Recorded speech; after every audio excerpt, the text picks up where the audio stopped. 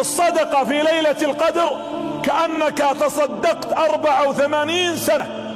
يا جماعة فضل، من يضيع هذا الفضل؟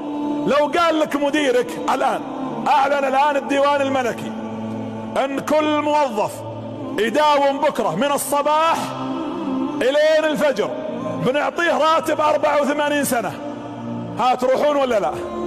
حتى المتقاعدين يروحون، لأنه يريد الدنيا. يا جماعة الله ماذا يقول؟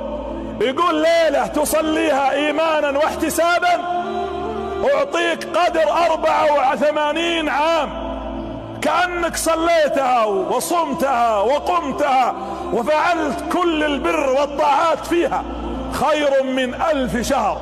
طيب وش وصفها؟ تنزل الملائكة. الملائكة مو بواحد عدد. وقيل، شوفوا هذا الكلام ترى مهم، يقولون العلماء إن الله يصطفي من السماء خلق ومن الأرض خلق. يصطفي من السماء ملائكة ما يعرفون مين، يعني زي المنتدبين، الملك فلان الملك فلان الملك فلان الملك فلان، أنتم تنزلون ليلة القدر 1436 في الأرض. هذا اصطفاء. طيب من ينالها من أهل الأرض؟ فلان وفلان وفلانة وفلان في أبقاع الأرض من المسلمين ينالون قدرها وبركتها، اللهم اجعلنا منهم.